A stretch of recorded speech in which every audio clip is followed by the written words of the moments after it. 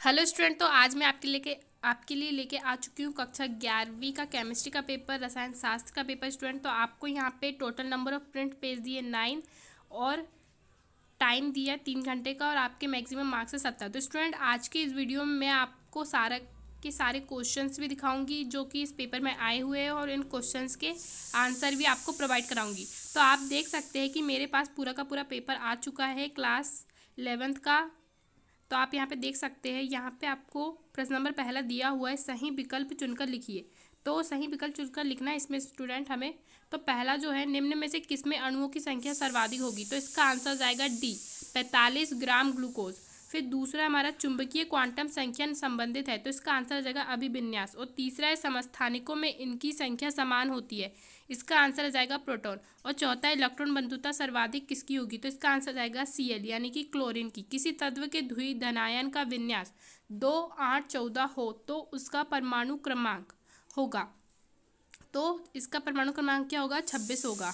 अब छठवा है, एमो सिद्धांत अनुसार 0 आयन में प्रतिबंधित इलेक्ट्रॉन युग्म की संख्या है, तो इसका आंसर जाएगा 4। एक उत्क्रमणीय अभिक्रिया में उत्प्रेरक के प्रभाव से अग्र अभिक्रिया व प्रतीप अभिक्रिया दोनों समान रूप से प्रभावित होगी।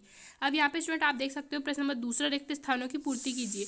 तो स्टूडेंट पहला जो हमारा क्वेश्चन है, बर्फ के जल में पिघलने पर एंट्रोपी खालिस्तान है, तो धनात्मक है। दूसरा है, किसी विलगित निकाय की कुल ऊर्जा खालिस्तान रहती है, स्थिर रहती है।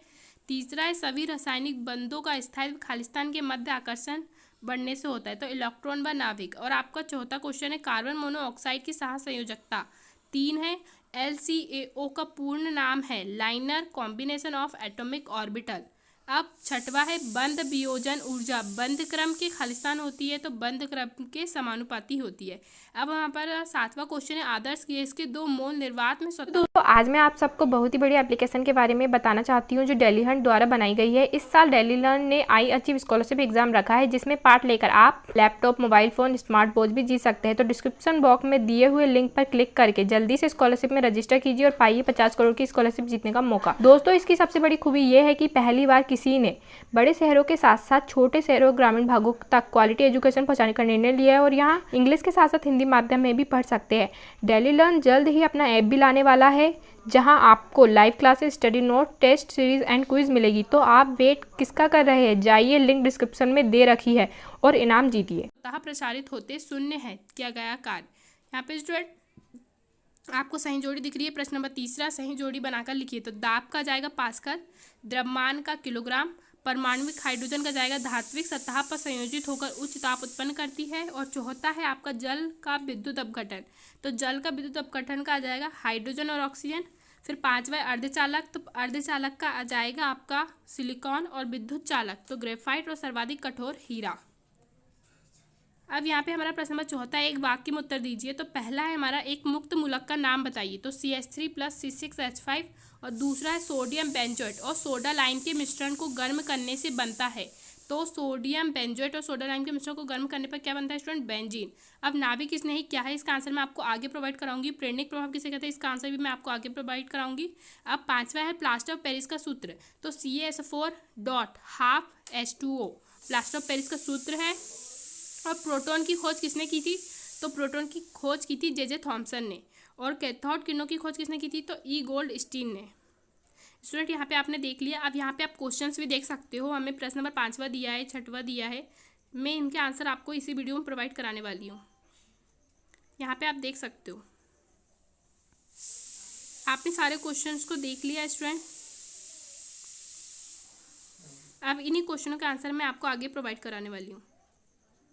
यहाँ पे हमारे सभी के सभी क्वेश्चंस खत्म होते हैं स्टूडेंट, इसके आगे हमारे आंसर आते हैं। तो स्टूडेंट हमारा जो पहला क्वेश्चन था, सीमांत अभिकारक क्या है? तो इसका आंसर आपको यहाँ पे स्टूडेंट दिख रहा है।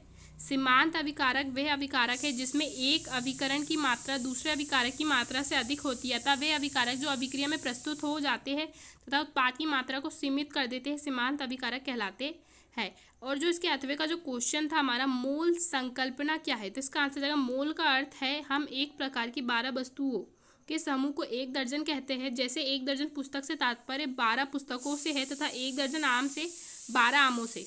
इसी प्रकार परमाणुओं, अणुओं तथा आयनों की संख्या को गिनने के लिए रसायन की जिस इकाई का उपयोग करते हैं उसे मोल कहते हैं। और 1 मोल बराबर होता है 6.02 गुणे 10⁻23 कणों का समूह। अब मोल किसी पदार्थ की वह मात्रा या परिमाण या अमाउंट है जितना कि 0.012 किलोग्राम में परमाणुओं की संख्या है। फिर हमारा जो नेक्स्ट क्वेश्चन आता है, आपने देखा ही होगा, मैंने आपको पेपर दिखाया है, क्वेश्चन के साथ आंसर को मिला सकते हैं। बी तथा Mg की इलेक्ट्रॉन ग्रहण एंथैल्पी लगभग शून्य क्यों होती है? तो Be व Mg के बाह्यतम कोश में s ऑर्बिटल पूर्णतः पूरित होते हैं, अतः ये अतिरिक्त इलेक्ट्रॉन को स्थान नहीं दे सकते। इनके p ऑर्बिटल में खाली स्थान तो होते हैं किंतु ये अपेक्षाकृत अधिक ऊर्जा स्तर में होते हैं, अतः नाभिकीय आवेश अतिरिक्त इलेक्ट्रॉन को आकर्षित नहीं कर सकते। अब यहाँ पे हमारा इसके अथवे का क्वेश्चन था, नाइट्रोजन की आयनन एंथैल्पी ऑक्सीजन से ज़्यादा होती है क्यों?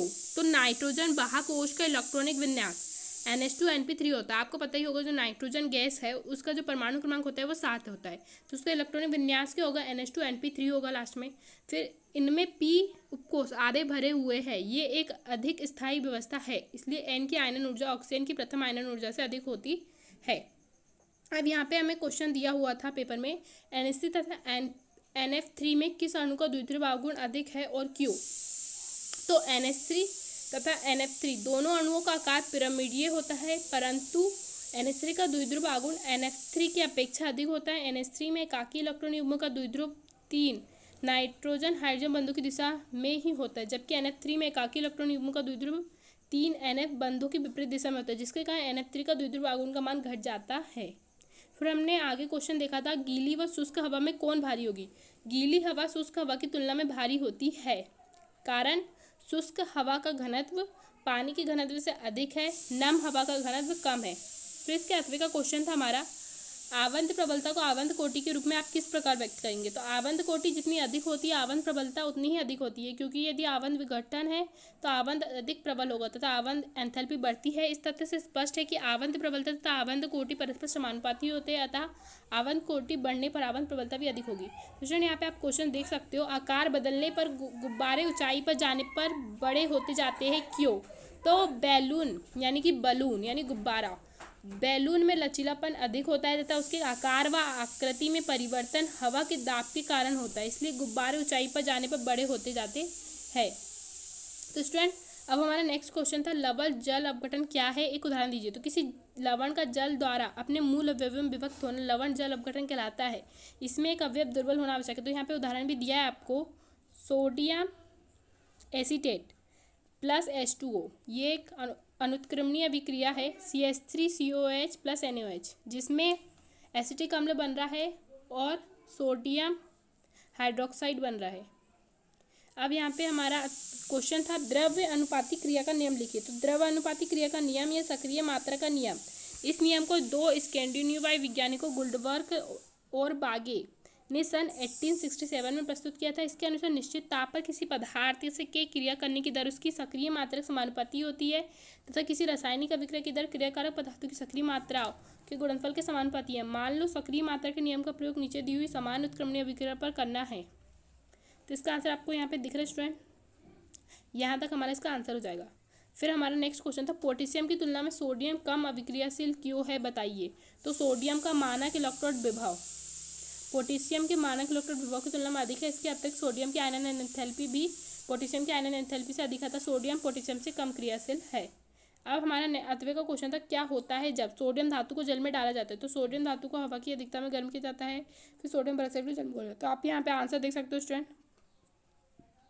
अब यहाँ पे इलेक्ट्रॉन स्नेही तथा नाभिक स्नेही, तो हमें एक वाक्य में भी दिया है कि नाभिक स्नेही क्या है। तो स्टूडेंट आपको यहाँ पे नाभिक स्नेही की परिभाषा लिख लेनी है। ऐसे अभिकर्मक जिनकी बंधुता धनावेश या नाभिक के प्रति होती है उन्हें नाभिक स्नेही अभिकर्मक कहते हैं।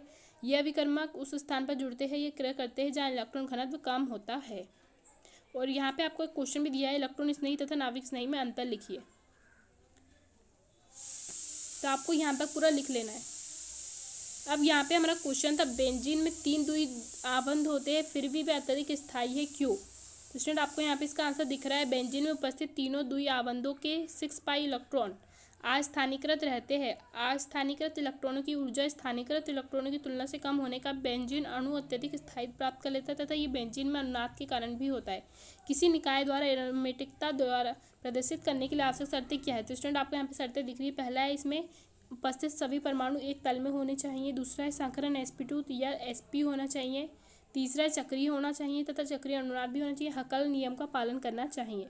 तो स्टूडेंट यहाँ पे हमारे सारे के सारे आंसर खत्म होते हैं और जो कुछ क्वेश्चनों के आंसर यहाँ पे रह गए मैं आपको नेक्स्ट वीडियो में प्रोवाइड करा दूँगी स्टूडेंट। यदि आपको मेरा ये वीडियो पसंद आया है तो लाइक शेयर और सब्सक्राइब करना ना भूलें स्टूडेंट। और यदि आपको इस सॉल्यूशन का PDF चाहिए तो टेलीग्राम चैनल को ज्वाइन कर लीजिएगा। डिस्क्रिप्शन बॉक्स में मैंने लिंक दी हुई है जिसमें मैं आपको टेलीग्राम चैनल में आपको PDF प्रोवाइड करा दूँगी। Thank you for watching. और हाँ स्टूडेंट, आपने जितने भी क्वेश्चंस की तैयारी की है उन्हें भी आप दोहरा लीजिएगा। आपको और जितने भी बच्चे इस पेपर को देख रहे हैं स्टूडेंट, उन सभी बच्चों को ये पेपर के सारे क्वेश्चनों को अच्छे से याद कर लेना है जिससे वे 70 में से 70 नंबर ले सके।